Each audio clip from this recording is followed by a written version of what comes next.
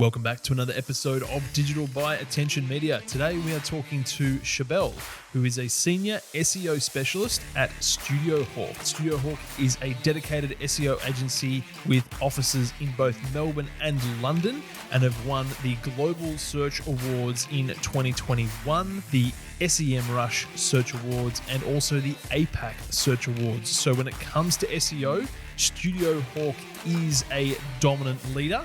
And today we get Charbel onto the show to talk about his time with StudioHawk and also dive deeper into SEO, its benefits, and why we need to be giving SEO attention as part of our marketing strategy moving forward. So stay tuned. That episode is coming up next.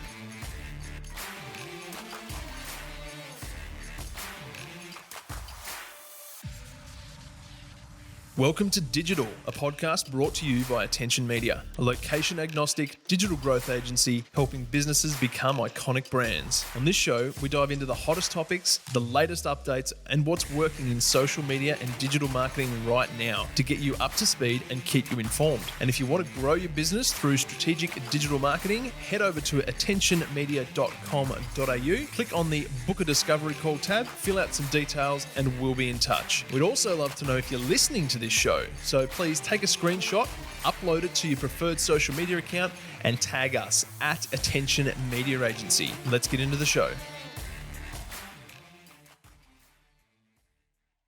Charbel from StudioHawk, thanks for joining us on the podcast. Nearly couldn't get it out then. Having us, Anthony. Thank you. It's awesome. Mate, excited to have a bit of a chat. We have a little bit of a relationship going back, a couple of months, couple of years even. But mate, senior... A good 1 year. Exactly, 100%. Mate, and senior SEO specialist at StudioHawk for everybody who is tuning in. So today we are definitely going to be talking a bit of SEO and a bit more just around obviously your background. Obviously you are in a senior management role at an agency that is a multi-award-winning agency. So there's lots of different things we can pick apart there, which is very exciting. But first and foremost, mate, just give us a bit of an intro on yourself. Yeah, awesome. Thanks. I mean, I think you covered it all. My name is Charbel. I am a senior SEO specialist here at StudioHawk. I've been here for roughly, give or take, 2.5 years. Before StudioHawk, I kind of knew what SEO was, but never in a million years would I have thought I'd be in this position here, working for arguably one of the biggest SEO agencies in the country. I guess my role here at StudioHawk now has evolved over the years. Currently, I run a small team of like 7-8 SEO specialists. And my day-to-day, I guess, includes, referral partnerships or like strong relationships with our referrals like yourself. I still am on the tools. I still really like enjoy and working on my SEO campaigns. Some of my clients, are small to medium-sized clients as well, like me and you, I guess, work on a few, and and some of them include someone like the Reject Shop or Great Southern Bank, which is like a privately owned bank up in Brisbane and Melbourne. Great folks there. That's, I guess, pretty much my day-to-day. It's just a combination of being on the tools, setting up, really good relationships with our referral partners, managing the team, making sure they're looked after, and if they need anything, if they need support, and kind of just uplifting them in general. Yeah, mate, absolutely love that, and pretty humble intro there, mate. Because I think we definitely need to stress the fact that StudioHawk, you mentioned they're one of the biggest agencies in Australia, but we also need to touch on the fact that StudioHawk is the Global Search Awards winner for 2021. You have previously been and that's global too, by the way, the SEM Rush Search Awards winner, the APAC Search Awards winner. So I think, and we can definitely sort of dive into why StudioHawk is so successful shortly, but that definitely can't be sort of understated. You guys are very, very good at what you do, mate, to be in the position that you're at in an agency that is global and is recognised globally as well is a pretty great feat. So well done. Thank you. That's awesome. Yeah, sometimes I kind of forget about those awards. I guess that's just a testament of all the hard work the team has put in individually, one by one. Mm-hmm. Yeah, no, definitely, mate, definitely. And for sort of long-time listeners of this podcast, they will know that we've interviewed Harry, the founder, Harry Sanders. We've interviewed him twice, actually, now on different podcasts. And StudioHawk has, a pretty impressive origin story in itself, which, we've obviously talked about in detail. But for me, mate, right now, where did your StudioHawk journey start? Like, what were you doing at the time? How did you land the role? What was the genesis of your time at StudioHawk? Yep. No, very good question. This is actually a funny gag internally of how I landed the job. So yeah, basically, like I said, prior to StudioHawk, no really like SEO background or experience. I did really love digital marketing. I used to read on it. In uni, I did study marketing at MIT. That's when I kind of knew what SEO was. And actually, the first tool I started playing around with that I discovered, I don't know if you've ever used it, it's called SimilarWeb. Yes. It's actually pretty popular around the world. Not a lot of people that I know use it. It's similar to like, your SEMrushes and Ahrefs and all those. Yeah. And that's when I kind of just pull my favorite websites in there and see. That's when I started seeing like what keywords are organic SEO or just, direct or PPC. That's when I kind of started, I guess, absorbing that information. And then I was working in retail back then, didn't really know what I wanted to do. I was just applying to heaps of jobs left, right, and center. And then as I was working in retail, I came across the part-time role at StudioHawk. So it was a 3-day junior SEO specialist a week. And then I looked at it and then I researched a bit about StudioHawk. And then I found like a few articles featuring Harry. I was like, this is awesome. Really like the story behind this company. And back then we were nowhere near as big as this. Just for reference, when I joined the company, there was like maybe 10, 12 employees. Like I was probably like number, I don't know, 14. And now we're roughly like 35. Wow. Give or take, I think a bit more. I'm not sure. So solo role. And then I was like, man, I really want this job because every single job probably Anthony I was applying for, I was just getting knocked back. No experience, no nothing. You know how it would be like for like a fresh grad just trying to get his foot in the door. Yeah. And then I was like, well, I really want this job, and how do I stand out? So I did something a bit different. I wrote StudioHawk a blog on in-house SEO versus agency SEO, pros and cons. And mind you, like I didn't know much around SEO back then. I knew enough to put together a 500-word article. Yep. So alongside my resume and cover letter, I attached this blog and I wrote it like myself within like 2 days, I think. And then, I submitted it to StudioHawk. And then I remember when I got to call in for the interview, I remember our general manager back then, he actually had the paper printed out and he's like, did you write this? I was like, yeah. And he's like, no one's ever done this. Like, why'd you do it? I was like, clearly at work, I'm here. Yeah, exactly. And then, he was like, wow, like no one's ever done this. I was like, to be honest, I didn't even think it was that good. I just literally did this in 2 days. And he's like, no, well done. And then long story short, this is a funny story. I think this is the first time saying it outside of StudioHawk. At the start, I didn't get accepted because they decided to go with someone else. Right. And then that someone else pulled out. He just never picked up the phone. Wow. And then I was like second runner up. And then Harry called me. He's like, hey man, you still interested? I was like, yeah, 100%. And then he was like, cool, start on Monday. Bang, done. Job's yours, mate. That's so cool. I love that story, and I think it just goes to show again that if you go to that extra level, just put in a little bit more effort. Like if you really want something, like you'll find a way to get it. And that's a perfect example. So I love that story. So good.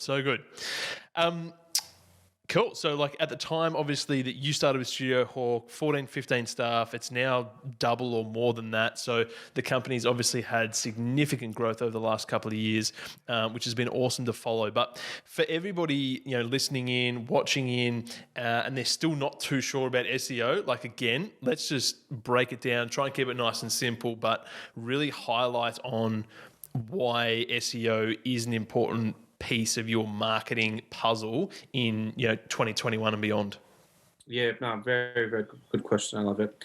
To be honest, it still surprises me that one, business owners that have had like successful businesses for years and years, and they either don't know what SEO is or they've never invested in it. And that's kind of one of like our main missions, I guess, or goals at StudioHawk. We kind of want to change that whole narrative around like the whole SEO is like a black magic. Like, what is Yeah. it? How does it work? And like, what do you mean you work on my website and I can rank, on page one for this keyword? It's like, yeah, this is an actual thing. Hence the reason why we launched actually a Hawk Academy. Love it. So Hawk Academy, for those who don't know, is a online platform where anyone from a freelancer, business owner, agencies, anyone can learn about SEO. All the way has like modules that are for beginners, all the way to like advanced stuff. There's case studies. Harry mainly like filmed most of these modules and videos, and we've put a lot of time into it. Yep.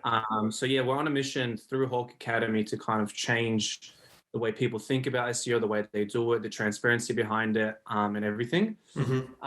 I guess that's one part of I guess what we're trying to do.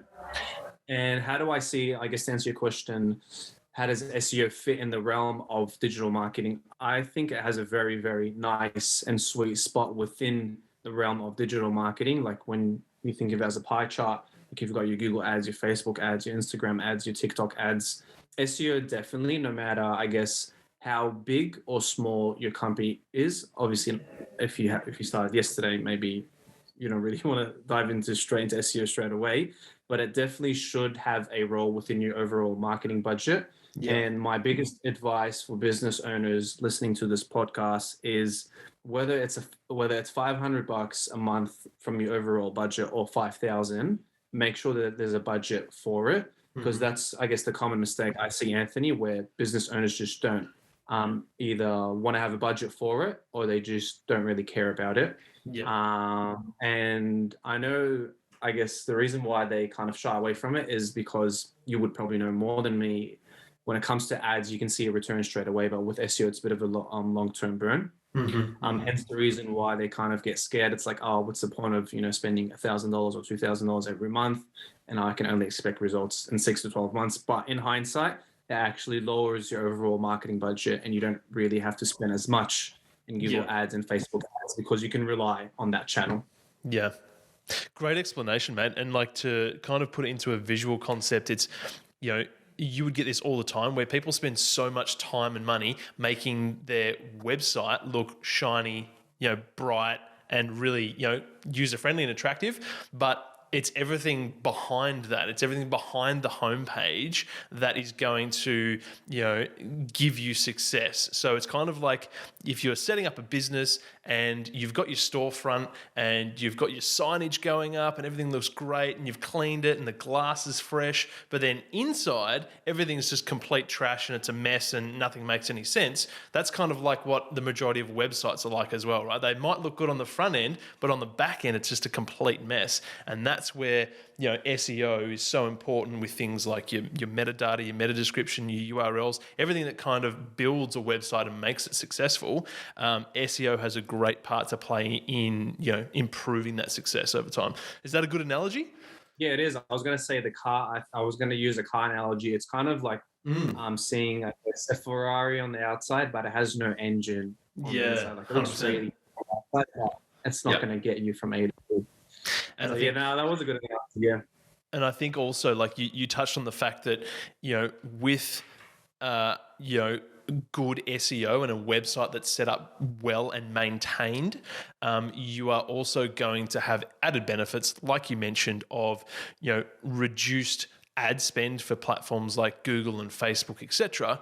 Because when your website works well and performs at its best, that reduces cost overall with all of your other marketing. So there's so many different benefits. They might not be immediately tangible, but it is going to have added benefits in the long run.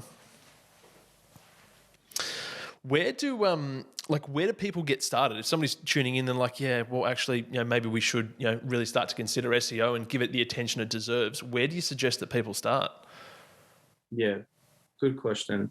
There is a ton of free information out there. Like SEMrush has a really good platform. Ahrefs has a good platform. Moz has also a pretty good one as well. I've read a few stuff out there. YouTube is your best friend. Like if you really can't afford, to start a campaign with an agency or hire someone, there is a ton of information out there, whether it's from something like Hawk Academy, like I said, or SEMrush, YouTube. There is a ton of free information, and you'd be surprised how much you can learn from the free information out there. So I would say that's a starting point. And then anything kind of you start learning along the way, start tinkering away on your website. So don't just read and don't implement. So read and implement a bit. Obviously, with to a certain extent, some concepts might be a bit hard, but trust me, like if you're, let's just use a local service-based, business up in Shepparton, definitely make sure, let's say, do you have dedicated service pages if you're a plumber?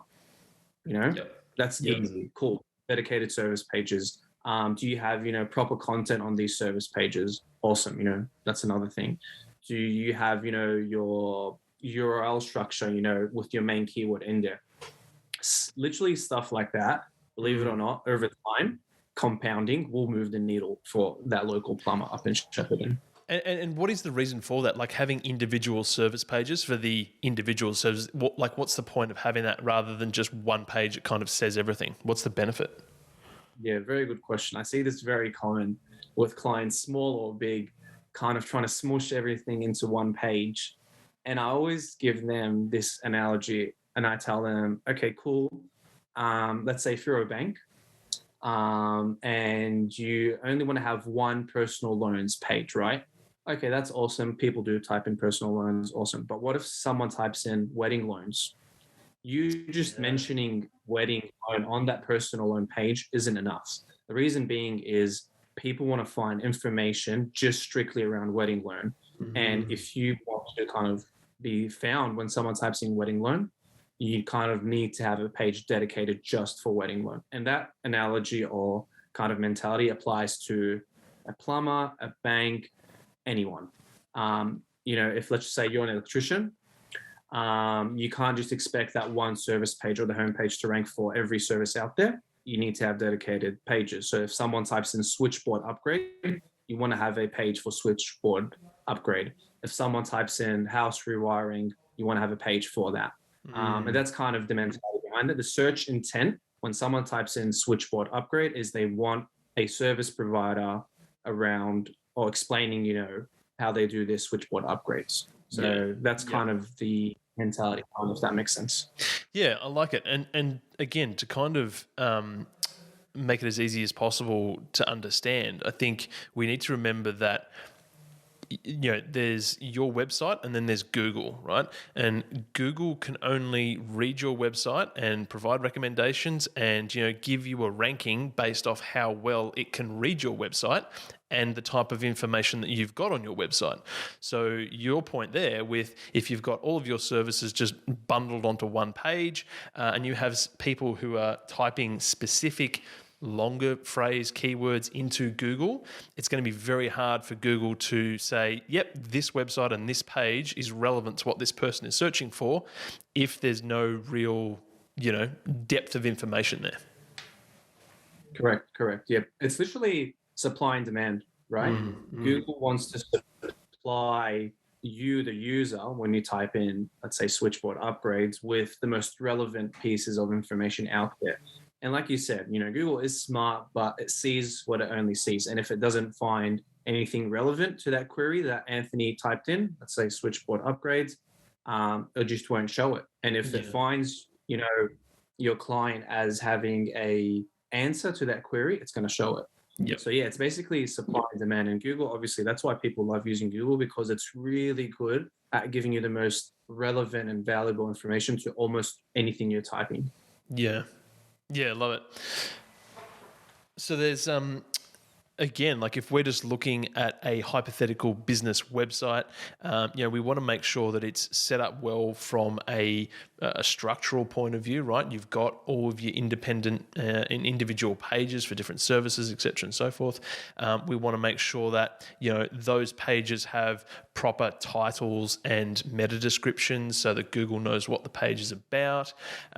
Then we also want to make sure that we're keeping our website updated too. Like what's there's so many websites out there. And of course, in agency land, we see it all the time where a business has a website. It was built 5, 6, 7, 10 years ago and literally hasn't been touched since then. So how important is keeping your website updated and keeping it fresh? Yep. That's a good one. I always use this analogy with clients. You can steal it as well, Anthony. Websites are like houses. Yep. Websites are like houses. No matter how good or pretty your house looks, it always needs a touch or something. Whether it's you're going to knock down a wall, add a new room, paint a wall, whatever it may be. And that's literally the same with websites. It almost never ends. I'm not saying you're going to do a big renovation every 2 months, but you definitely need to add touches, review, see how it looks here and there. Again, I'm not saying, do a whole big reno every 2 or 3 months, because obviously that makes no sense and it's just too expensive. But websites are similar to houses. They need love. And if you want to make sure your house or website is valuable, you want to make sure that you consistently maintain it. Now, to answer your question, if a website still looks like it was built in, 1994, definitely, go get that kind of fixed or renovated. And those renovations, like I said, you can probably have to do them just once, maybe every 2 years, those big renovations. But the small renovations, whether it's like, painting a wall, whatever it may be, adding a new page, updating your content, reviewing what needs to be removed or added, whatever it may be, definitely every, few months here and there, just review that and ask yourself, what's missing. And I guess the best benchmark, and I know a lot of listeners would be like, well, how do I know when to add or remove or do this? Is have a look at your competitors. How do you stand against them? And it's the same with houses. How does your house look against all the other houses in your street? That's kind of the same with websites. Yeah. What's that first impression? And I love that as well. Like it's continuous improvement as well. As you said, it's not huge overhauls, but continuous improvement. Doesn't matter if it's social media or whether it's Facebook ads or whatever it is. Like none of this stuff is set and forget anymore. It's continual improvement. It's learning. It's testing. It's measuring. It's iterating. It's innovating. And SEO and your website is in the exact same position. What's it like to work with StudioHawk, right? So if we've laid down the foundations here, we know that SEO is important and we know that we need to be putting the time and effort into our website because, again, what's the point of having a website, driving traffic to it if it's just not going to perform as well as it could? And somebody's like, right, let's do something about this. We're going to give StudioHawk a call. What's the process like, in working with StudioHawk? How does somebody get from the first chat they have with yourself through to coming on board as a client? What's that like for people? Yep. No, good question. I guess where we like to kind of separate ourselves from others is I don't think we touched on about this before, which is kind of my elevator pitch, is we just do SEO and nothing but SEO. So no Google ads, no Facebook ads. We don't build websites, none of that. Only in the past, maybe like 6 to 12 months, did we start out of demand, adding in content writing for clients that need it. If they don't, that's fine. Yep. And digital PR. Obviously, digital PR is for a certain type of client that obviously is in the right spot, the right momentum, and has the revenue for it. So, but again, our bread and butter is still and will probably always be SEO. Don't know how things will look like 5 or 10 years from now. Yeah. But to answer your question is the reason why I kind of mentioned this, that we just do SEO, nothing but SEO, is if you speak to myself or anyone else on the team, is no one is a dedicated sales person. Everyone is actually an SEO specialist. You see this probably with other agencies where they have, let's say, a team of, let's say, BDMs or just sales specialists, and then you have the SEO nerds or the specialists, whatever you want to call them. And then there's usually a disconnect with what the salesperson can promise and what the SEO person can actually do. Great point. Yes, Like yes. they are promising things that can't be delivered, or even things that it's not, an SEO specialist's job to do. Yes, yes. So whoever decides to reach out is, I can assure you that you're speaking to an SEO specialist. So that person that is on the call, the intro call, is probably the same person that will be running your campaign, most likely, depending Love on it. the case. Love it.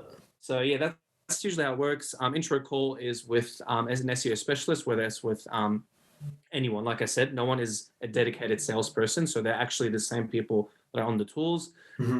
From there, we kind of determine from the intro call if you're a good fit or not. And that kind of moves into the second stage, which is when we do like a thorough audit on your website to see for any issues, any opportunities, et cetera, et cetera.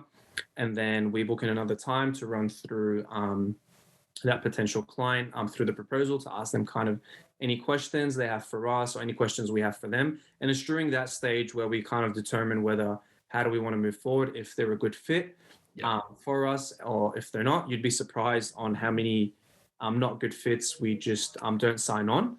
Yeah. I guess that's something also we're really transparent about. If we feel like we can't really help you, we'll just be straight up and honest with you and say, look, at this stage, we don't think you're really ready for this. Maybe try something, like Google ads or Facebook ad. That's when we kind of refer them to our referral partners.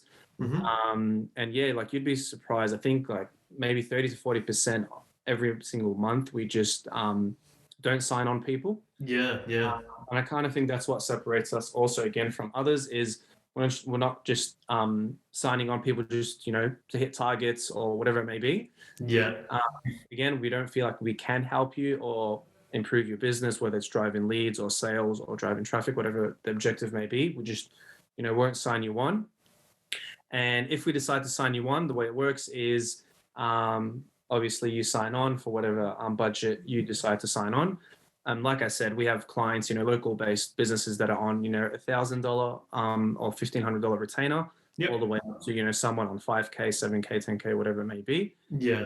Our bread and butter are like SMEs. Obviously, we do service our bigger clients, but the majority of our clients are SMEs. You get a dedicated account manager for every single campaign. And another thing also I think I forgot to mention is we don't have any lock-in contracts.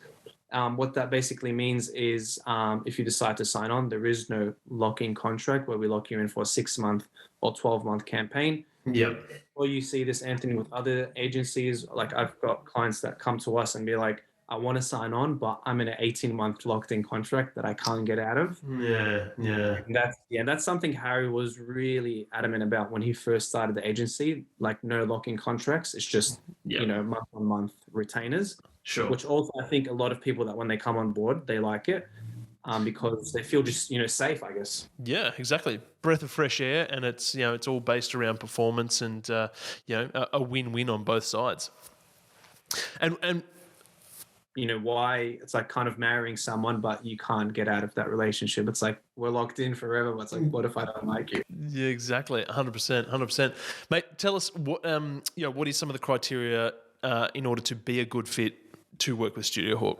Yeah, good. That's a good question. I guess this like all depends. I guess good fit would be a bit of momentum on the website. Like if let's just say 100 users coming through every month, you're probably getting a few inquiries or sales, but you probably hit a threshold in terms of what you can do. And you're trying to look to take it to the next level, driving more leads or sales.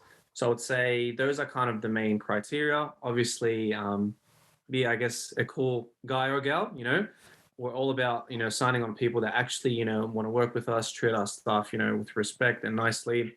Yes. It kind of comes down to like, we treat people like the way like we would treat them and vice versa. 100%. But yeah, mainly like, those criteria has a bit of momentum, the website, it's driving in maybe a few leads or a few sales, whatever the type of business may be. And you're just kind of trying to take it, up a notch. Yep. Love that. I think, and you mentioned it before, but, the whole dedicated SEO agency, not only is that, a really unique proposition in agency land, but I think it really does, that definitely has sort of lent itself to the success of StudioHawk as well, because, you essentially do one thing and you do it better than anybody else essentially globally. So, it's hats off to you guys. It's hats off to Harry for having that vision and following it through, and, bringing people into the business such as yourself. And, it's a win-win for everybody else, because when people get to work with StudioHawk, they are going to, have a great experience, and, they're going to get results. So it's a win-win for everybody. 100%. Yeah, I guess, like you said, that's kind of where we like to differentiate ourselves from others, by just being, I guess, a dedicated specialist over as opposed to like being, I guess, a jack of all trades. Yeah, love it. Mate, before we wrap things up, what's your current take on the digital marketing landscape at the moment? Like, again, business owners are sitting at home. We're starting to come out of lockdowns and all that sort of thing now. Things are opening up a little bit. But, the whole marketing landscape is still overwhelming for many. There's so much happening. Things change every day. What does marketing look like over the next, 6, 12, 18 months moving forward? Yep. Good question. I mean, no one expected COVID, and that kind of just had a big toll, I guess, on business owners. Some, obviously, it was great for them, and obviously some it wasn't, unfortunately. I guess my take over like the next 6 to 12 months is, if you're not found online, you need to be found online. That's one. And you'd be surprised, you probably see this, Anthony, just as much as I do, that, this is like a very, very common thing where business owners just are not found online. Whether it's, forget about Google, whether it's Facebook, whether it's Instagram, whether it's Google, whether it's TikTok, whatever it may be. So that's one. If you're not online, become online, and kind of adopt a mentality of digital first. Not trying to say ignore your other channels, let's say word of mouth and referrals, but obviously let them work hand in hand, because these days, like, you just almost can't ignore it. So that's one. Two is, I guess, diversification is key. Back on that point where don't put all your eggs in one basket, whether it's SEO or Google ads or Facebook ads or whatever it may be. Great. Diversify as much as you can, because if one channel slips, the other one will like perform well, and you just always kind of have an evil level basket, or just a good balance, I guess. I would say, don't get too caught up with kind of the latest updates by Facebook or Instagram or Google. Don't let that kind of scare you off in kind of investing in digital marketing. And then my last point is, speak to someone that has proven results, that has done it for others, if you decide to engage in like a digital marketing campaign. And don't just speak to one person, speak to like multiple providers and see like who you're most comfortable with. And always look out for like that transparency factor. Like, if you feel like someone's really transparent with you, you kind of, I guess, open up to them, or they open up to you. Like, that should be a differentiator. So yeah, I guess that's my take. That's my take on digital marketing. Mate, absolutely fantastic. So much value to be had for everybody who's tuned in today. So I want to thank you very much, mate. Wishing yourself and StudioHawk a huge end to this year, and all the best moving forward. And we'll definitely have to get you back on sometime in the future. Thank you so much, Anthony. I really appreciate this. It was a lot of fun. And yeah, I hope the listeners got something out of this. 100%, mate. We'll have all the links to StudioHawk and your socials and all that sort of stuff in the show notes. But mate, all the best. We'll talk very soon. Awesome. Thanks, Anthony. See ya. Have a good one. So that's it for another episode. Thank you so much for tuning in. As we mentioned, we'd love to get your thoughts and feedback on this episode. You can do that by heading over to our Instagram at AttentionMedia Agency and letting us know what your thoughts. Send us a message. We'd love to hear from you. We'd also love to know what you'd like us to talk about in upcoming episodes. So send us your topic ideas. We are always interested. And if you'd love to know more, head over to the website attentionmedia.com.au. That's all for now. We'll see you in the next episode.